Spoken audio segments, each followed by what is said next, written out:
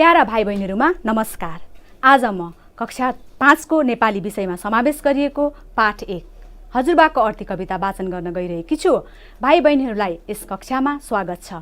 सर्वप्रथम भाइ बहिनीहरु यस कक्षाका लागि कापी, पुस्तक र सिसा कलम लिएर कक्षाका लागि तयारी हुनुस्। म कविता वाचनपछि तपाईहरुलाई कविताको भाव पनि प्रकट गर्नेछु। यसअघि भाइ बहिनीहरुका लागि एउटा सानो जानकारी यो चित्रबाट दिन गइरहेको छु। भाइ बहिनीहरु यो चित्रमा हेर्नुस् त के देख्नुभयो? यो चित्रमा एउटा सानो बालक बिहान जुरुक्क उठेर जिउ तन्काइरहनु भएको छ। उहाँको झ्यालबाट, घरको कोठाको झ्यालबाट चाहिँ सूर्यको प्रकाश भित्र पसिरहेको छ अनि उहाँ उठेर चाहिँ जिउ तन्काइरहनु भएको छ। त्यस्तै कोही भाइ बहिनीहरु झगडा गर्दै हुनुहुन्छ, कोही भाइ बहिनीहरु हात मिलाउँदै पनि हुनुहुन्छ। त्यसै गरेर कोही चाहिँ आफ्नो गुरुबालाई चाहिँ नमस्कार गरेर उभिनु भएको छ। अब यो चित्रबाट के बुझ्नुभयो? अनुमान लगाउनुस् त। हामीले झगडा गर्नु हुँदैन, बिहान जुरुक्क उठ्नुपर्छ अनि त्यसपछाडी आफूभन्दा ठूलालाई के गर्नुपर्छ? मान सम्मान गर्नुपर्छ, सानालाई माया गर्नुपर्छ भन्ने कुरा यो चित्रले आफै बोलिरहेको छ। भाइ बहिनीहरु, हामीले हरेक पाठमा चित्रहरू पनि नलाई त्यत्तिकै ध्यान दिनुपर्छ है। त्यो चित्रबाट पनि हामी धेरै कुराहरू के गर्न सक्छौं? थाहा पाउन सक्छौं। भाइ बहिनीहरु, अब म कविता वाचन गर्न गइरहेकी छु। कविताको शीर्षक छ हजुरबाको अर्थी। मुसुक्क हाँसेर मुहार खोल, झनक्क झन्केर कडा नबोल, चसक्क काँडासरी घोस्नुहुन्न, कटक्क पारी मुटु रोप्नुहुन्न, कुहु कुहु कोकिल झै रमाऊ, मौरी बनी बुनुन्न भुनभुनाऊ, गचक्क पर्ने र गमक्क पर्ने, नहो मातेर घमण्ड गर्ने, जुरुक्क उठ्नु र चिटिक्क पर्नु, सफा भई भोजन चट्ट गर्नु, सुरुक्क जानु प्रिय पाठशाला, खुरुक्क पढ्नु अनि पाठमाला, साथीहरू साथ मिलेर खेल, पटक्क कहिल्यै नगरेर झेल, हाँसी खुसी साथ सधैँ रमाऊ, पढी गुणी पूर्ण भएर आऊ। कति मिठो कविता छ है। मलाई त साह्रै मन पर्यो, हजुरहरूलाई नि। अब हामीले यति मिठो कविता लेख्ने कविको नाम पनि त थाहा पाउनु पर्यो नि। कविको नाम रहेको छ टीकाराम शर्मा पौडेल। अब उहाँको बारेमा कवि परिचय पनि म अलिकति भन्न गइरहेकी छु। पिता धनराज उपाध्याय र माता मोहन कुमारी देवी उपाध्यायका सन्तानको रूपमा जन्मिनुभएका कवि टीकाराम शर्मा पौडेलको जन्म विक्रम सम्वत 2016 साल माघ 21 गते पर्वत जिल्लाको खुरकोट भन्ने ठाउँमा भएको थियो। उनले नेपाली र संस्कृत भाषामा स्नातकोत्तरसम्मको अध्ययन पूरा गरेका छन्। उनका प्रकाशित कृतिहरू दीपक प्रणय, वियोग खण्डकाव्य, चल्ला कसको, हट हट घोडा, आइहाल्यो बाघ बाल साहित्य अनि जुरेली चरीको गीत र अरू कथा अनि हजुरआमाको माया कथा पनि उनले प्रकाशित गरेका छन्। त्यसै गरेर भाइ बहिनीहरु, यस हजुरबाको अर्थी कवितामा चाहिँ कविताका माध्यमबाट कविले हामीलाई के गर्नुहुन्छ र के गर्नु हुँदैन भन्ने कुरा चाहिँ दिन खोज्नु भएको छ। तपाईहरु जस्तै बालबालिकालाई अर्थी दिन खोज्नु भएको छ, उपदेश दिन खोज्नु भएको छ। अब यस कविताको भाव म प्रकट गर्न गइरहेकी छु। मुसुक्क हाँसेर मुहार खोल, हामीले बिहान जहिले पनि बिहान जुरुक्क उठ्दाखेरि चाहिँ रिसाको अनुहार लिएर उठ्नु हुँदैन। मुसुक्क हाँसेर मुस्कुराउँदै शुभ प्रभात मम्मी, शुभ प्रभात बाबा भन्दै उठ्नुपर्छ। मुसुक्क हाँसेर मुहार खोल्नुपर्छ अनि झनक्क झन्केर कहिल्यै पनि कडा बोल्नु हुँदैन। मम्मी बाबाहरूले सम्झाउँदाखेरि झन्कने बानी हुन्छ नि हजुरहरूको, कहिल्यै पनि त्यसो गर्नु हुँदैन है। झनक्क झन्केर कहिल्यै पनि कडा कठोर शब्दहरू हामीले बोल्नु हुँदैन। त्यस्तै गरेर चसक्क काँडासरी घोस्नुहुन्न। हामीले फुलको काँडाहरू छोयौँ भने, फुललाई छोयौँ भने काँडा हुन्छ अनि त्यसले हामीलाई घोच्छ नि, हो त्यसरी काँडा छुँदाखेरि चसक्क घोचे जस्तै अरूको मनमुटु पनि रोप्ने गरी खालको हामीले शब्दहरू कहिल्यै पनि बोल्नु हुँदैन। एकदम ज्ञानी बन्नुपर्छ भन्नुभएको छ। कुहु कुहु कोकिल झै रमाऊ, मौरी बनी बुनुन्न भुनभुनाऊ। आहा, कोइलीको बोली कोकिलको बोली चैत वैशाखमा कुहु कुहुको आवाज आउँदाखेरि मन कति आनन्द हुन्छ। हो भाइ बहिनीहरू, तपाईहरू पनि त्यस्तै बोली बोल्न सिक्नुहोस्, मधुर बोली बोल्न सिक्नुहोस्, कोकिल झैँ बोली अनि त्यस्तै मौरी झैँ बुनुन्न गुनगुनाऊ। जसरी मौरीहरू आफ्नो घारलाई बचाएर राख्छ अनि कुनै शत्रुहरू आइहाल्यो भने बुँ गरेर आवाज निकाल्छ नि, हो त्यस्तै हुनु पर्यो। हामी आफू राम्रो काम गर्नु पर्यो, राम्रो मान्छे बन्नु पर्यो अनि केही कुरामा पनि नडराउने हुनु पर्यो भन्न खोज्नु भएको छ। गजक्क पर्ने र गमक्क फुल्ने नहो मातेर घमण्ड गर्ने। अनि कसैको बानी कस्तो हुन्छ भने मम्मी बाबाहरूले सम्झाउनुहुन्छ नि त, घरमा सम्झाउँदाखेरि चाहिँ दिनभरि गजक्क परेर गमक्क फुलेर के भएको थाहा नै नपाउने गरी बस्दिनुहुन्छ। त्यस्तो बानी हामीले कहिल्यै पनि लिनु हुँदैन। गजक्क पर्ने अनि गमक्क फुल्ने बानी कहिल्यै पनि लिनु हुँदैन। यस्तो बानी छ भने आजैबाट त्यागिदिनुहोस्, यस्तो बानीलाई हटाइहाल्नुहोस्। अनि मम्मी बाबाहरूले माया गर्नुहुन्छ नि हजुरलाई, तब त्यो माया पाएपछि मातेर घमण्ड गर्ने के ठुलो पल्टिहाल्ने, ओहो मेरो बाबाले त यस्तो ल्याइदिनु भयो, मेरो मम्मीले त हिजो यस्तो ल्याइदिनु भयो भनेर अरूलाई सुनाउने, घमण्ड गर्ने, त्यो चाहिँ माया पाएर। त्यस्तो कहिल्यै पनि गर्नु हुँदैन। सधैँभरि एकै नासको बन्नुपर्छ हामी, कहिल्यै पनि मातेर घमण्ड गर्ने खालको हुनु हुँदैन। अनि त्यस्तै गरेर भाइ बहिनीहरू सुरुक्क जानु प्रिय जुरुक्क उठ्नु र चिटिक्क पर्नु, सफा भई भोजन चट्ट गर्नु। हामी बिहान जुरुक्क उठ्नुपर्छ। मम्मी बाबाले उठ छोरी उठ छोरा भनेर उठाउन आउने होइन, आफै जानेर जुरुक्क उठ्नुपर्छ। अनि के गर्नुपर्छ? सफा बन्नुपर्छ, चिटिक्क बन्नुपर्छ। आफ्नो सरसफाइमा ध्यान दिनुपर्छ, आफै गर्नुपर्छ आफ्नो सरसफाइ। अनि भोजन, थाहा छ नि भोजन भनेको खानेकुरा, भोजन चाहिँ आफै चट्ट पारेर गर्नुपर्छ। त्यो भोजनमा राखिदिएको हुन्छ यो मन परेन ऊ मन परेन भन्ने होइन, सबै कुरा हामीले के गर्नुपर्छ? खानुपर्छ। हामीले दाल भात तरकारी गेडागुडी अचार साग सबै खानुपर्छ। अनि हाम्रो आँखा के हुन्छ? तेजिलो हुन्छ। त्यसै कारणले गर्दा कसैको फ्याँक्ने बानी हुन्छ नि त, मन नपरेको कुराहरू, मन परेको कुरा मात्रै खाने, मन नपरेको कुरा चाहिँ फाल्दिने, त्यस्तो बानी हुन्छ। हामीले त्यस्तो कहिल्यै पनि गर्नु हुँदैन। सुरुक्क जानु प्रिय पाठशाला, खुरुक्क पढ्नु अनि पाठमाला। हामीले सधैँभरि पाठशाला जानलाई मम्मी बाबाले ठेल्दै पुर्याउने कहिल्यै पनि बन्नु हुँदैन। सधैँ आफै जानलाई तयार हुनुपर्छ। बिहान जुरुक्क उठ्ने, चिटिक्क पर्ने, अनि त्यस पछाडि खाजा खाने, खाना खाने बेला हुन्छ, आफ्नो के हुन्छ, कक्षा कार्यहरू रहेको हुन्छ कि गृह कार्यहरू रहेको हुन्छ कि त्यो फटाफट गर्ने, आफै लुगा लगाउने, अनि खाजाहरू पानीको बोतल आफै भर्ने, खाजाहरू आफै रेडी गर्ने, ब्यागमा हाल्ने, अनि सरासर पाठशाला जानुपर्छ।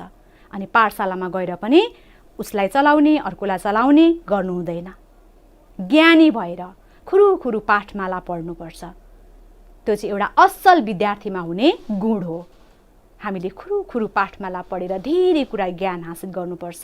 किनभने विद्यालय भनेको त एउटा मन्दिर हो नि त। तपाईहरू त केही सिक्न जाँदै हुनुहुन्छ, केही आर्जन गर्न जाँदै हुनुहुन्छ, विद्या कमाउन जाँदै हुनुहुन्छ। त्यो विद्या त कसैले चोरेर लाँदैन, लान्छ त? कसैले नि लान सक्दैन। त्यसै कारणले गर्दा हामीले सुरुक्क पाठशाला जाने अनि खुरुखुरु पाठमाला पढ्ने काम आफै गर्नुपर्छ।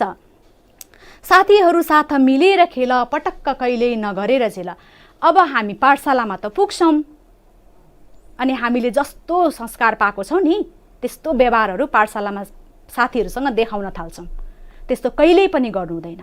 साथीहरू साथ जहिल्यै पनि मिलेर खेल्नुपर्छ। कसैले पनि झेल गर्नु हुँदैन। साथीहरूसँग खेल्दा बस्दा खाँदा जे कुरामा पनि झेल गरिदिनु हुँदैन। कसैको बानी चाहिँ कस्तो हुन्छ भने टिफिन हेर्ने, पहिले के ल्याएको छ खाजामा हेर्ने, अनि त्यो साथी यसो कतै बाहिरतिर लाग्यो कि झिकेर खाइदिने बानी हुन्छ नि त। त्यो चाहिँ झेल गरेको भयो। त्यस्तो बानी कहिल्यै पनि लिनु हुँदैन। जहिल्यै ज्ञानी बन्नुपर्छ है। अनि त्यस्तै गरेर नानीहरू हाँसी खुसी साथ सधैँ रमाऊ, पढी गुणी पूर्ण भएर आऊ।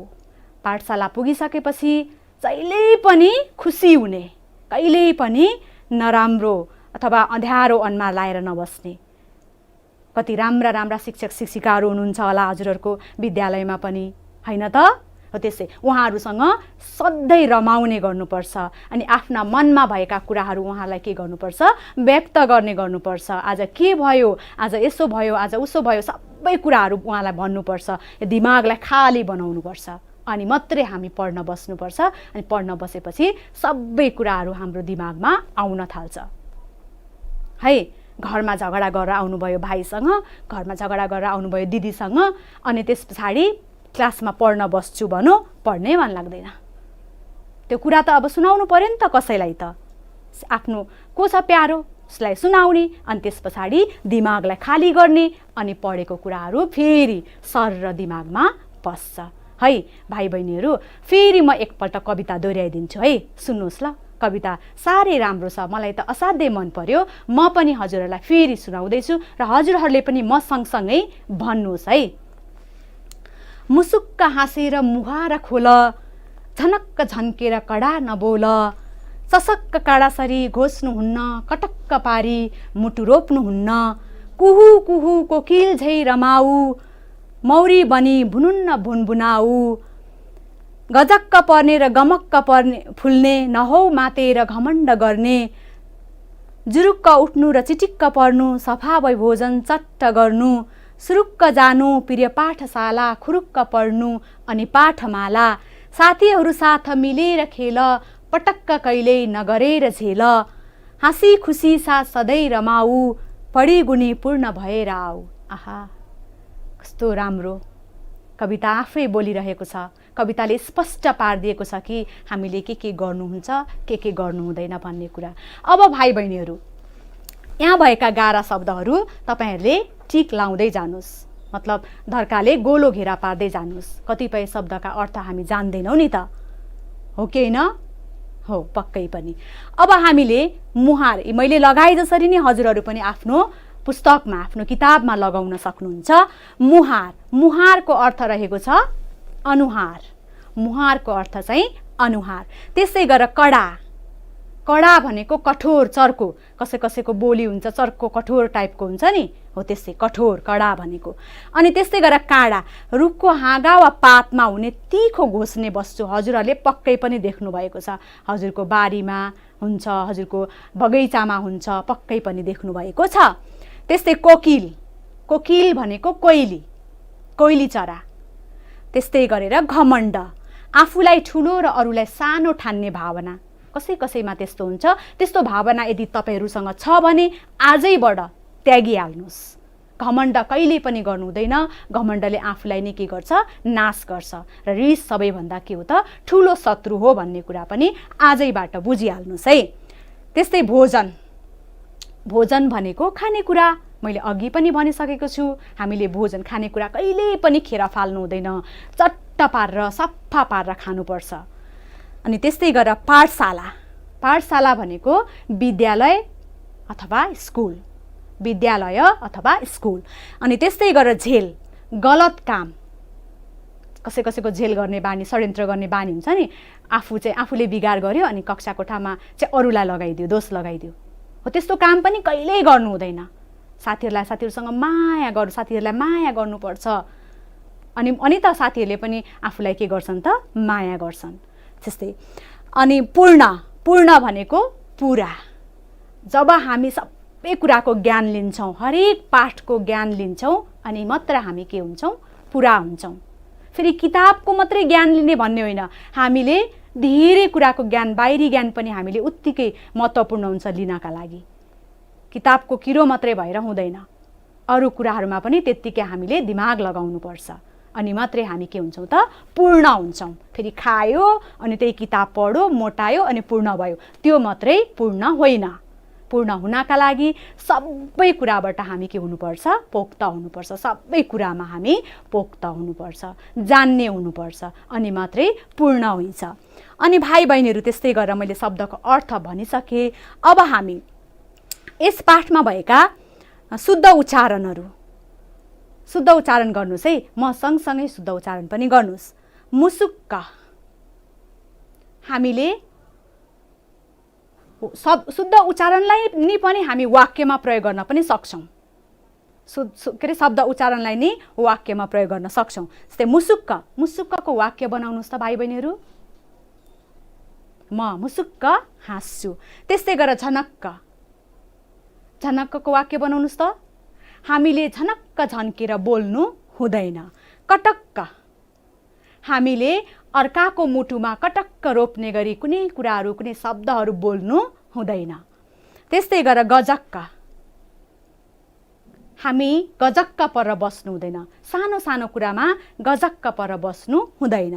त्यसै चट्ट, हामीले भोजन चट्टसँगले गर्नुपर्छ अनि मात्रै राम्रो मान्छे बनिन्छ। खाना पनि फ्याँक्ने, पढ्न पनि नपढ्ने, भनेको कुरा पनि नसुन्ने, ठुलो बडालाई नमान्ने भयो भने त खत्तम भयो। त्यसै कारणले गर्दा राम्रो विद्यार्थी हुनका लागि सबै कुराले पूर्ण हुनुपर्छ अनि मात्रै पुरा हुन्छ है भाइ बहिनीहरू, नत्र भने पूर्ण हुन सकिँदैन। अब यस हजुरबाको अर्थी कवितामा चाहिँ हामीले के काम गर्नुपर्छ हुन्छ र के काम गर्नु हुँदैन रहेछ त भन्ने कुरा पनि म हजुरहरूलाई भन्न गइरहेकी छु। हामीले सधैँ मुसुक्क हाँसेर बोल्नुपर्छ अनि त्यस पछाडि कोकिल झैँ रमाउनुपर्छ, मौरी झैँ गुनगुनाउनुपर्छ। त्यस्तै गरेर बिहान उठ्नलाई जहिले पनि बिहान ढिलासम्म सुतिरहने गर्नु हुँदैन, जुरुक्क उठ्नुपर्छ र चिटिक्क पर्ने गर्नुपर्छ। आफ्नो सरसफाइ आफै गर्नुपर्छ अनि सरासर पाठशाला जानुपर्छ, खुरुखुरु पाठमाला पढ्नुपर्छ। त्यसै गरेर साथीहरूसँग झेल गर्नु पनि हुँदैन, साथीहरूलाई माया गर्नुपर्छ, मिलिजुली खुसी साथ रमाउनुपर्छ। हामीले गर्न हुने कामहरू है, हामीले गर्न नहुने कामहरू पनि छन् नि त। अब के छन् त कवितामा हामीले गर्न नहुने कामहरू? झनक्क झन्केर हामीले कडा कहिल्यै पनि बोल्नु हुँदैन। जोसुकैसँग होस्, आफूभन्दा सानासँग होस्, आफूभन्दा ठुलासँग होस्, जोसुकैसँग भए पनि हामीले झनक्क झन्केर कडा कहिल्यै पनि बोल्नु हुँदैन। अनि अर्काको मुटु दुख्ने गरीको कुरा पनि हामीले बोल्नु हुँदैन। कसैको बोलीले चाहिँ अर्कालाई असर गर्छ नि, त्यस्तो खालको बोली पनि बोल्नु हुँदैन। त्यस्तै अनि गजक्क पर्ने, गमक्क फुल्ने काम पनि हामीले कहिल्यै गर्नु हुँदैन। सधैँभरि मायालु हुनु पर्यो क्या, ज्ञानी बन्नु पर्यो। अनि त्यस्तै गरेर पाठशाला जाने बेलामा झगडा गर्ने, यो भएन त्यो भएन भनेर भन्ने पनि कहिल्यै काम गर्नु हुँदैन। त्यस्तै सधैँभरि हामीले झेल पनि गर्नु हुँदैन, साथीहरूसँग झेल पनि गर्नु हुँदैन। सधैँभरि हामी ज्ञानी बन्नुपर्छ। गर्न हुने काम, गर्न नहुने कामहरू हजुरबाको अर्थी मार्फत कविले यस कवितामा चाहिँ व्यक्त गर्नुभएको छ। भाइ बहिनीहरू, हजुरहरूले पनि बुझ्नुभयो होला। अब हामीले के काम गर्नुहुने रहेछ, के काम गर्नुहुने रहेन रहेछ, आजैदेखि नै हजुरहरू के गर्नुहुन्छ, यस कुरालाई पालना गर्नुहुन्छ। घरमा बसी भए पनि आजैदेखि के गर्नुहुन्छ त अब पालना गर्नुहुन्छ। मम्मीहरूलाई के अरे भान्सा कोठामा सघाउने, बाबाहरूलाई केही कुराहरू ल्याउन सघाउने, अनि मिठो बोली बोल्ने, बिहान जुरुक्क उठ्ने, चिटिक्क पर्ने, बिहान उठाउनलाई मम्मी बाबा पुगेर चाहिँ घचघच्याउनु नपर्ने गरी बन्नुहोस् है। आजैबाट यो कविता सुनेर पढिसकेपछि तपाईँहरू पक्कै पनि ज्ञानी व्यक्ति, ज्ञानी मान्छे, ज्ञानी बालक बन्नुहुन्छ भन्ने मैले आशा लिएकी छु। भाइ बहिनीहरू, अनि खाना खाने बेलामा पनि कहिल्यै झगडा गर्नु हुँदैन। हामीले खाना फ्याँक्यौँ भने के हुन्छ थाहा छ तपाईँहरूलाई? पक्कै पनि थाहा छ, हामीलाई अन्नले पनि सराप्छ नि। फेरि खाना कहिल्यै पनि फ्याँक्नु हुँदैन।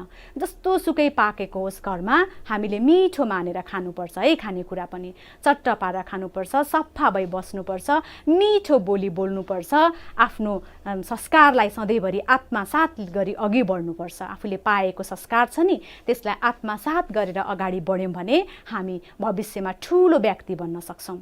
नत्र भने हामी माथि पनि पुग्न सक्दैनौँ, तल पनि झर्न सक्दैनौँ। बिचको कति अप्ठ्यारो हुन्छ, हो कि न भन्नुहोस् त?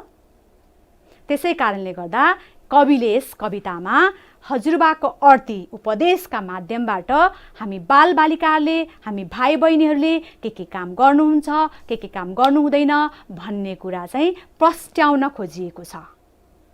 भाइ बहिनीहरू, अब हामीले सबै कुराहरू यस कविता लेख्ने कविको परिचय पनि जानिसक्यौँ, अनि कवितामा भएका कुराहरू पनि हामीले प्रष्ट रूपमा जानिसक्यौँ।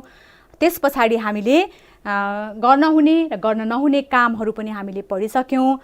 चित्रको बारेमा हामीले यति चाहिँ ध्यान दिनुपर्छ है भाइ बहिनीहरू। हरेक पाठमा चित्र राखिएको छ, त्यो चित्रलाई चाहिँ एकपल्ट आफै हेरेर तपाईँहरूले आफै हेर्नुहोस् अनि त्यस पछाडि आफै भित्रै कल्पना गर्नुहोस् यो चित्र के को होला, किन होला, कसरी यस्तो बनाएको छ, चित्र आफै बोलिरहेको हुन्छ।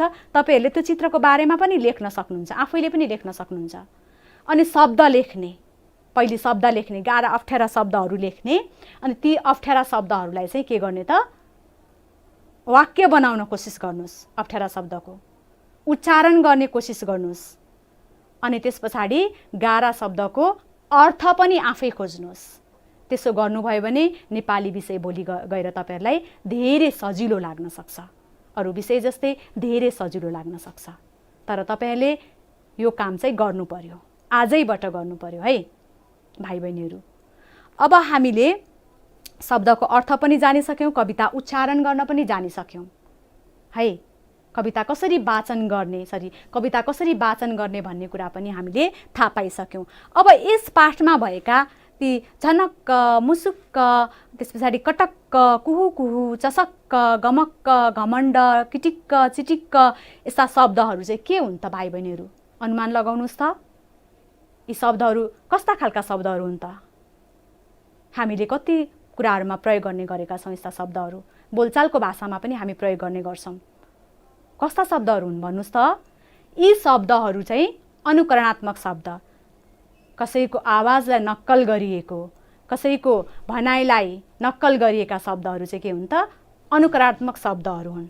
आवाजको नक्कल भन्छ, अनुकरणात्मक शब्दलाई आवाजको के भन्छ? नक्कल भन्छ। अब बुझ्नुभयो नि हजुरहरू, सबैले बुझ्नु भइसक्यो है।